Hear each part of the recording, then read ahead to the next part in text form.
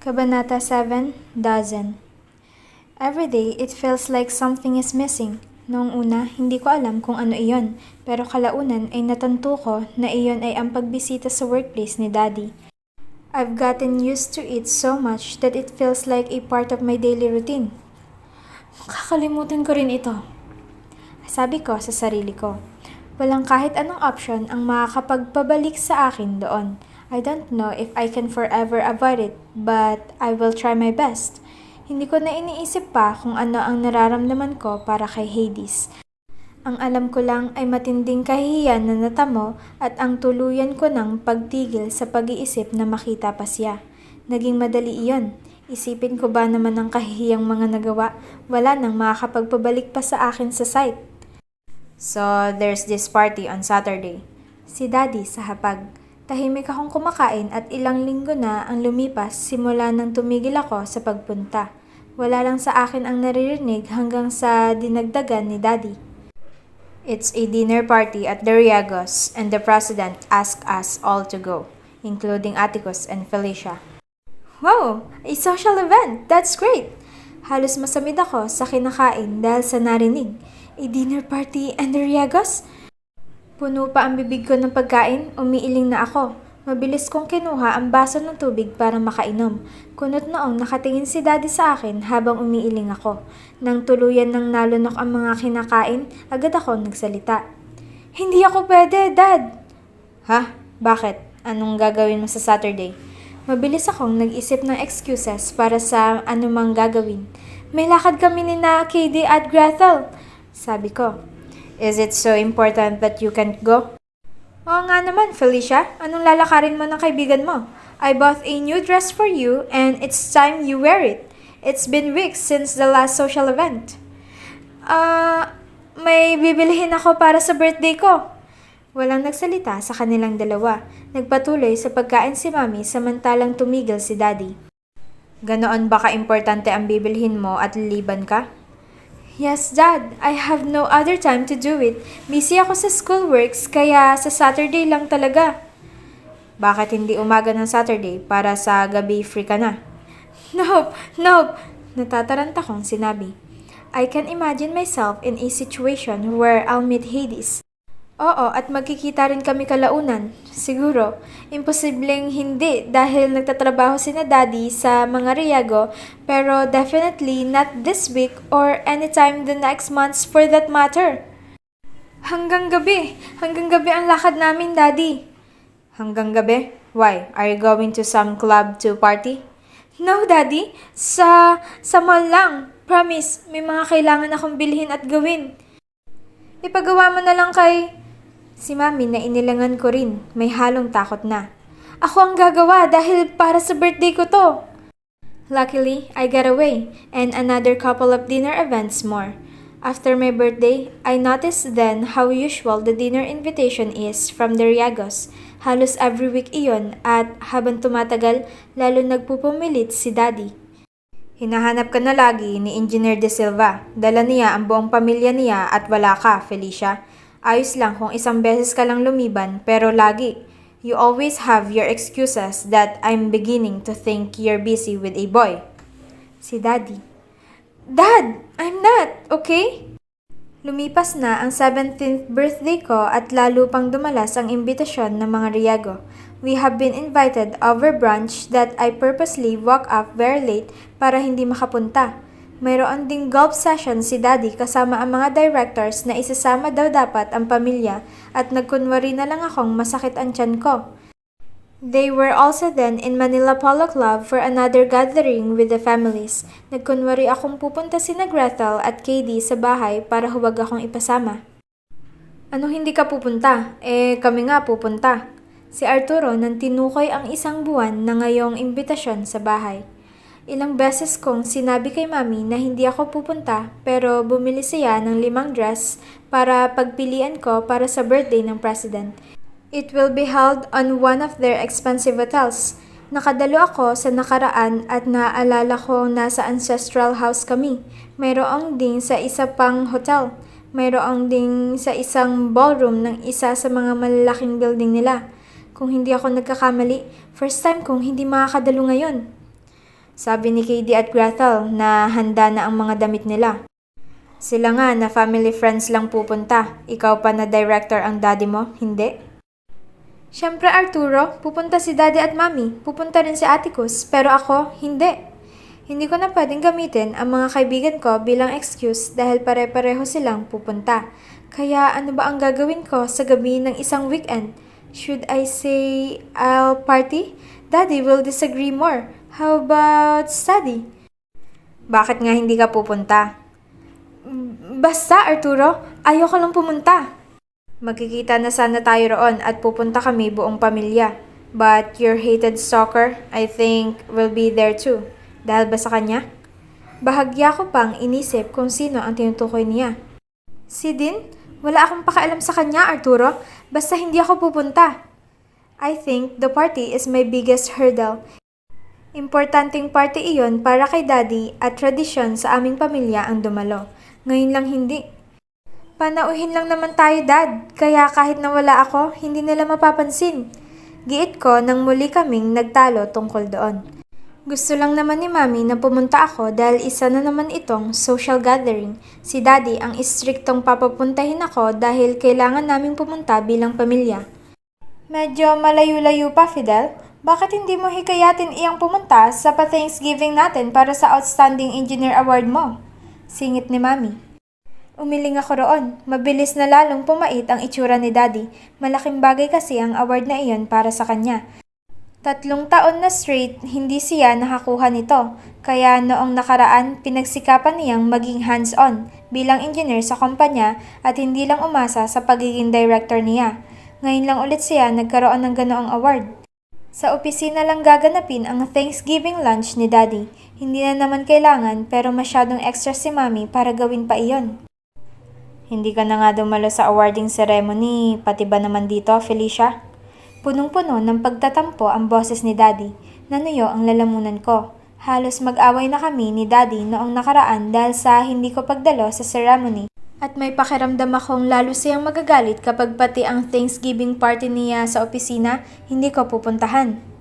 Bahagyang umaliwalas ang itsura ko nang may naisip. Oo nga pala, at sa site naman nagtatrabaho si Hades. Ibig sabihin, pumunta man ako sa VHRV building, ayos lang iyon dahil wala siya roon. Tama! Okay, pupunta po ako. Sabi ko sabay inom ng tubig. Dapat lang, Felicia. I'm very disappointed that you did not go to the ceremony, kaya hindi ko maisip kung ano pang pwedeng idahilan mo para hindi pumunta sa Thanksgiving. Isa pa, mabilis lang iyon. You are just going to say thank you to the colleagues who helped me and then you're off to do your own errands. Hindi na ako nakipagtalo dahil alam kong sobra-sobra na ang pagtatampo ni Daddy. Ang talagang pinoproblema ko ay iyong party.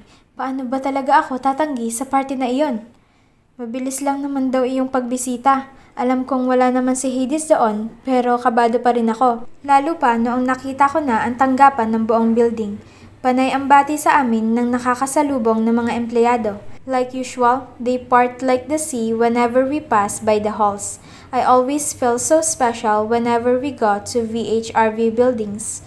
Lalo na sa mismong opisina dahil respetado si Daddy. Congratulations, Engineer Valerio. Congrats din sa family mo. Sumalubong ang isa pang direktor. Thank you. Sabay tawa ni Daddy. I'm so pleased for this award. My husband is elated that finally he's got it after years of trying hard. Si Mami. Nasa likod nila akong dalawa. Sa likod ko naman ay si Matias, ang bodyguard ni Mami at Daddy, at isang nurse para kay Atticus. Si Atticus ay nasa gitna ni Mami at Daddy, sa harap ko. Uy, ang laki-laki na pala nitong si Felicia. I never saw her around anymore, even the last time we went polo. Oo nga abala sa mga kung ano-ano. Si Daddy. I smiled at the director and his entourage. I greeted him and exchanged pleasantries bago tuluyang umakyat sa tamang palapag kung saan magsa-celebrate si Daddy. Kahit sa elevator, panay ang bati sa amin. Tuwang-tuwa naman si Daddy samantalang kabado pa rin ako. Kahit pa alam kong wala si Hades sa building, hindi pa rin maalis sa akin ang kaba. Lumala pa nang nakitang paglabas namin sa tamang palapag, nagpasabog ng confetti ang mga empleyado bilang sorpresa para kay Daddy. Sa dami ng mga tao roon, mabilis kong pinasada ang mga mata. Lalo akong kinabahan nang nakakita ng isa pang direktor. Pakiramdam ko, tumigil ang mundo ko sa sobrang bagal ng kalabog ng puso. Maraming kinamayan si Mommy at Daddy. They were treated like royalty while I remained quiet. I can't even smile to greet the happy audiences. At kung hindi pa kita sa mga mata ko ang gulat sa nakikita, kitang-kita naman iyon sa aking labi. The president of the VHRV is there, and beside him are his sons. And on his right is Ares Riego, with his clean-cut hair and black-framed glasses. On the president's left is Hades Riego. Parang gusto kong umurong at magtatakbo, lalo na nang nakita ang dilim ng titig ni Hades sa akin habang palapit. He is now wearing coat and tie, like his father and brother. Ibinagsak ko ang tingin ko sa kapatid ko. Tulalang-tulala habang naglalakad palapit sa kanila. Nagdidilim ang paningin ko sa sobra-sobrang kaba. Nahihilo na ako at halos jelly na ang binti ko. Akala ko ba wala siya rito? Paanong nandito siya? I feel like a blind girl walking with my vision straight on something else and not what's in front of us. Narinig ko ang tawanan at batian. Tinapik ng president ang balikat ni Daddy at nagtawanan sila. They shook hands and then Mommy too. Pahapyaw akong pinakilala pero halos wala akong kibo. I purposely ignored where Hades was and just moved like a robot. Thank you for dropping by despite the hectic schedule. Si Daddy sabay tawa. Walang anuman, Fidel. Humaba pa ang usapan at hindi ko na kailangan tumingin kay Hades para makitang nakatingin nga siya sa akin. Laking pasasalamat ko nang buksan na ni Mami ang opisina at tinawag na kami papasok doon. Akala ko dahil hectic ang sked ng president, aalis na sila. Pumasok na ako sa loob. Iniwan si Daddy roon, nakausap pa ang president. Oh, Felicia, nandito ka na sa wakas. Hindi ka na namin nakita ah. Sabi ng isang engineer na kasama ni Daddy sa project. Mabilis na umusad ang proyekto at halos nasa final stages na ito ngayon dahilan kung bakit hindi na bumibisita si Daddy roon simula last week. Dito na ulit siya sa opisina na mamalagi. Congrats sa Daddy mo, Iha. He's so good. He deserved it. Thank you po, sabi ko. Lumipat ang mga tingin ng mga tao sa kapapasok lang. Doon ko napagtanto na pumasok at nakisaya na rin pala ang president sa buong opisina at team ni Daddy. Siyempre, kasama ang mga anak. Aksidente kong natingnan si Hades at nakitang kahit na may ibang kaharap ay nakatingin sa akin. My heart skipped a beat and realized now how he fits so much in that corporate suit. Parang tumigil na ako sa paghinga. Pakiramdam ko hindi ko kakayanin at gusto ko na lang na umalis doon. Felicia! Ilang buwan kang hindi bumalik ah. Wala na tuloy ang dalaga naming miss doon. Sabay yakap sa akin ng isang matandang babae na isa rin sa team ni Daddy.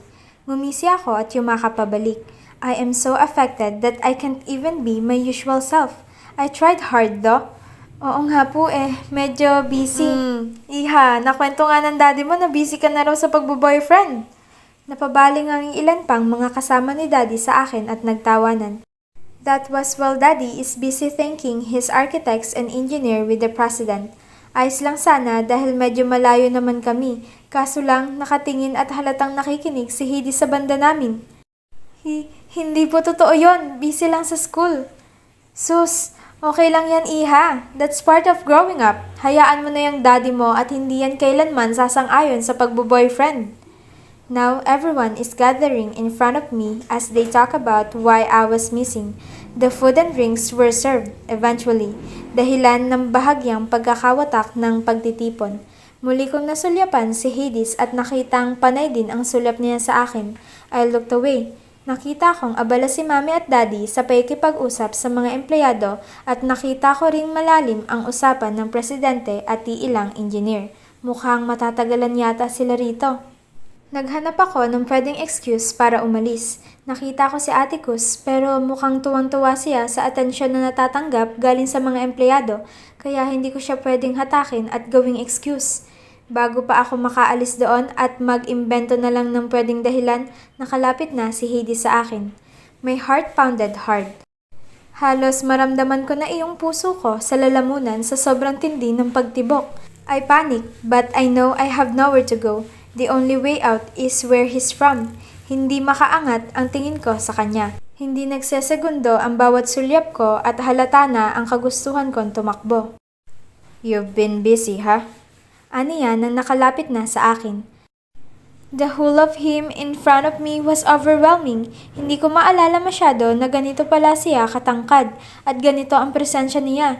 Hindi ko alam kung may kinalaman ba sa suot niya o sa kaalamang riyago nga siya. I just know that I can't treat him the same anymore. School. Shit, I'm panicking. Having a hard time with some of your subjects? Nagtaas siya ng kilay. Tila may ibang kahulugan sa tanong niya. Tumango ako kahit hindi naman. Gustong-gusto ko nang umalis. Pakiramdam ko, kaunting butas lang sa dadaanan, kakaripas na ako. Abala ang lahat sa pagkain at purian kaya magulo ang buong opisina. Ang dadaanan kong hinaharangan ni Hades ay kumipot dahil sa mga taong abala sa ibang bagay. Sa opisina ng daddy mo ako nagtrabaho pagkatapos ng linggong iyon. Magkasama na kami roon. Ganoon naman pala. Bakit pa siya nandito? And now, I'm working here. Not anymore on the site. Tumango ako. Hindi alam paano pa siya sasagutin sa mga sinabi niya. Para pa rin akong bulag na diretso ang tingin. Hindi sa kausap. Pakiramdam ko, kasalanan ang titigan siya ng matagal. He shifted his weight. His head tilted as if trying to catch my vision. That made me more nervous. Kung hindi pa ako aalis, pakiramdam ko manlalamig ako hanggang sa mahimatay sa harap niya mismo. Sabay sa paglipat ng daddy mo rito. What have you been up to? You were so busy you can't even pay a visit for a day for the past months? Hindi ako makasagot ng maayos o makadagdag ng kahit ano. I feel like it is inappropriate to say anything to him. Now that I realize he's iriago, I should only say yes or no. Nod and smile. Nothing else. School. Napaangat ako ng tingin sa kanya at nakita kong dumilim lalo ang mga mata niya. He's not pleased with my answers and something about his expression is telling me that he's getting impatient or something. Ang mga alaala ng kahihiyan ko ay gumuhit sa aking isipan kung paano ako nagsabi kay daddy na nangangailangan siya kaya gusto ko siyang i-promote. Kung paano na sa totoo lang, ayaw ko siyang makasama ni Engineer De La Cruz kaya gusto ko siyang ma-promote. I have a selfish agenda and that's all because I like him. And I fucking told him that I like him. I told him that shamelessly. Hades. The low baritone of his father, the president, called. Hindi man lang bumaling si Hades sa kanya. Nakatitig siya sa akin at kung hindi pa ako nagsalita ay hindi niya lilingunin ng ama. But I saw that as an opportunity. Pakiramdam ko, iyon lang ang makakasalba sa akin sa kahiyang ito. Tinatawag ka. Tumango siya sa ama pagkatapos ay ibinalik muli sa akin ang tingin. When our eyes met, shivers ran down my spine. Hindi ko na kaya. Ang kahiyan ay muling dumadalaw sa isipan ko. Excuse me, sir. Engineer Riago. Sabi ko, hindi alam paano siya tatawagin. Hindi ko na tiningnan ang itsura niya at hindi ko na gusto pang maghintay ng approval niya. Mabilis na akong umalis doon, dire-diretso sa pintuan hanggang sa makarating sa elevator at hanggang sa makababa. Nagkulong ako sa sasakyan.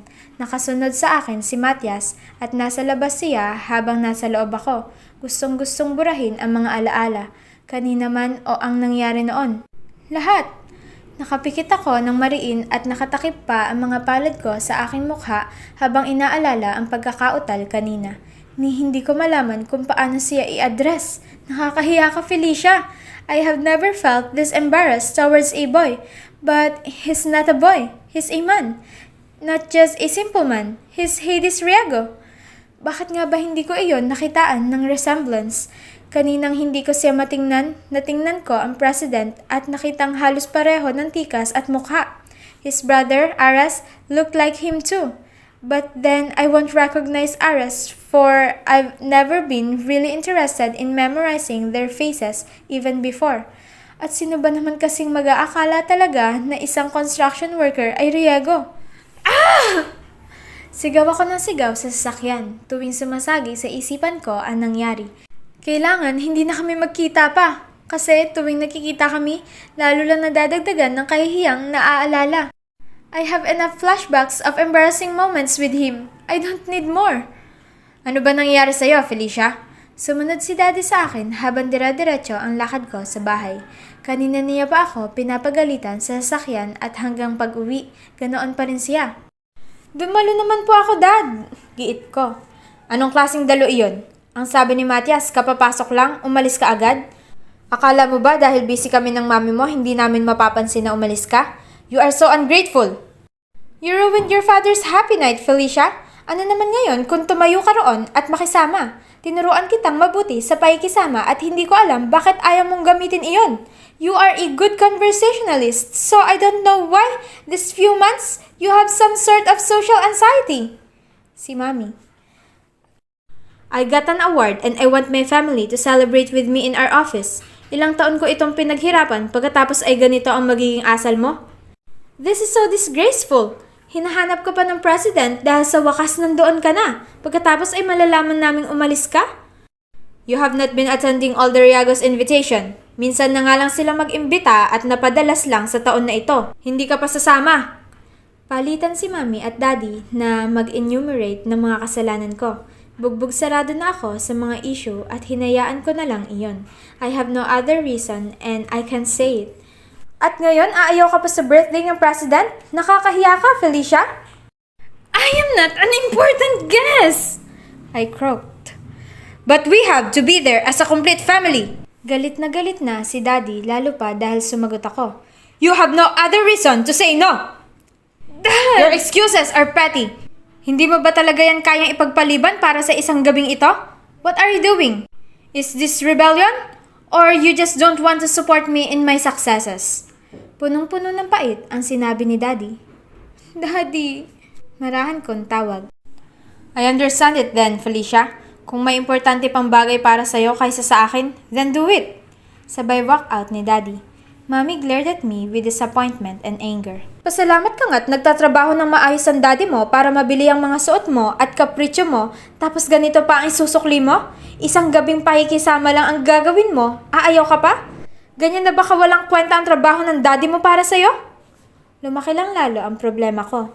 Ngayon, hindi ko na alam kung kaya ko pang tanggihan ang party ng mga Riago. My father has obviously lost his patience and if I follow what I want, he will get mad at me for a long time. Can I afford that?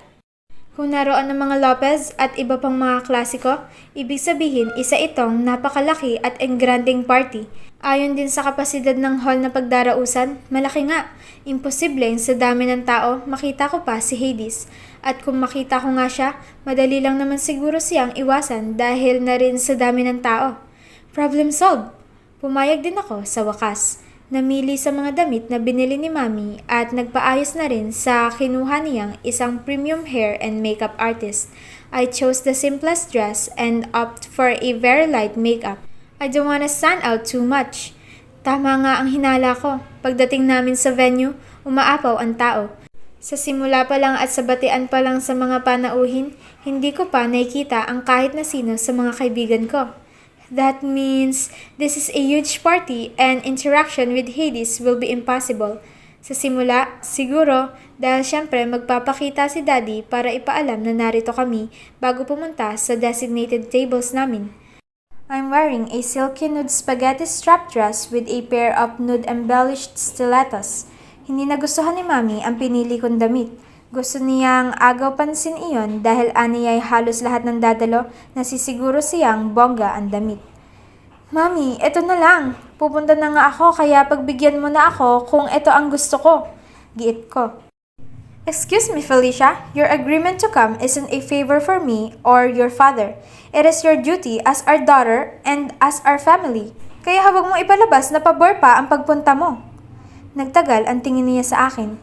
Tapos na akong ayusan at bagot akong humarap sa kanya. She pouted and looked at me again from head to foot. Well, anyway, ayos pa rin pala yan. Simple but elegant. Tumango siya at bumaling na lang sa salamin para sa sariling itsura. Hawak ko ang kamay ni Atticus, papasok kami sa Grand Hall at ang unang gustong gawin agad ni Daddy ay ang dumiretso sa harap kung nasaan ang mga Riago at bumati sa President. It's understandable. Everyone in that place wanted to do that. Kung magkikita man kami ni Hades ngayon, doon lang. At dahil nariyan ang mga magulang, hindi na namin kailangan ng interaksyon. Tanaw ko sa malayo pa lang ang halos pumipilang panauhin. Pumipila sila para batiin ng president at sa magkabilang gilid nito ay ang mga anak. Hades was on his left and Ares on his right. They were busy greeting all the guests who came at dahil doon, may panahon ako para pagmasdan siya nang hindi niya nalalaman. He's wearing another coat and tie, gaya ng kapatid niya. Seryoso si Hades habang bumabati pero madalas kapag may sinasabi ang binabati ay ngumingisi siya. Sa malayo, mararamdaman ko na magaling siyang makisama at makiayon sa mga bisita. Ilang beses ko nakita na nakipagbiruan siya sa mga matatanda. Inilipat ko ang tingin ko kay Ares Riago at napansin ang pagkakaiba ng magkapatid. Sa pisikal na anyo, mas mahaba ng kaunti ang buhok ni Hades. Hades looked more devilish while his brother looked stern. Although there are times when Hades is seriously attentive, he then looks so serious and darker. Hades' moves are bold, vital, but still graceful, kaya naman namamangha ako sa kaunti lang niyang galaw. Palapit na kami nang nasulyapan niya ako. My face heated and I immediately looked away. Dahil nasa likod ako ni Mami, agad kong inanggulo ang sarili para matabunan ang buong katawan ko ng katawan ni Mami para hindi na ako matanaw ni Hades. However, I can hear what they are talking about in front. "This is my daughter, Celine Villegas," sabi ng isang lalaki sa unahan. I peeked through Mom's hair and saw Hades held out his hand for a girl. Tumingkayad ako para makita palalo. Nakilala ko iyon sa isang party sa Iloilo at kung tama ang tanda ko, minsan na iyong napuri ni Mami na maganda at mahinhin, na dapat akong tumula doon at kung ano-ano pa. Nasabi rin ni Baltazar sa akin na magandang araw ang dalaga at mahinhin. "Good evening, Hades," I heard a soft voice from the girl in front. Ayon sa pagkakaalala ko, mas matanda ng ilang taon si Celine Villegas sa akin at kung hindi ako nagkakamali, nasa huling taon na siguro siya ng kolehiyo ngayon. Binati ni Hades si Celine Villegas at pati na rin ang pamilya nito. Ganoon din ang ginawa ni Ares Riago. "I've always wanted to be a civil engineer, just like you too," I heard Celine say it. "But I took up business for our business, so..." "You can always take up engineering and manage a business, though," I heard Ares say it. Nagkatinginan ang magkapatid. "Ayos lang din naman ng business na kurso. I myself am taking MBA." Si Hades. "Talaga?" Maligayang sinabi ng mahinhin na boses. Natawa si Mr. Villegas sa gulat ng anak. Natawa rin ang president. "Hay nako Hades, inuuna mo pa talaga ang trabaho mo. Wala ka pang balak na mag-asawa at magkaanak? Nasa tamang edad ka na naman." Si Mr. Villegas. Hades chuckled. "That will follow soon, sir. Ito nga si Celine, pagka-graduate gusto ko na mag-asawa." "I don't pressure my sons, but that sounds great. A grandchild will be a new kind of joy for me," the president said. Tumawa ulit si Hades. "Don't worry, Papa. I'll marry soon and give you a dozen of grandchildren." "Dozen?" The shock in Celine Villegas' voice was evident. "That's too many." "Ganyan talaga ang mga businessman, iha. Gusto talaga ng mas maraming anak to help with the business." Muling bumati at nakipagkamayan si Mr. Villegas sa president. "Anyway, my daughter wants to visit the VHRV often, even when we're from Iloilo. Sana ay okay lang sa inyo?" I dropped my heels on the marbled floor, tumigil sa pagtingkayad. "Let's go, Felicia. Marami pang babati at baka mahuli tayo." Si Mami at sumunod na lang ako.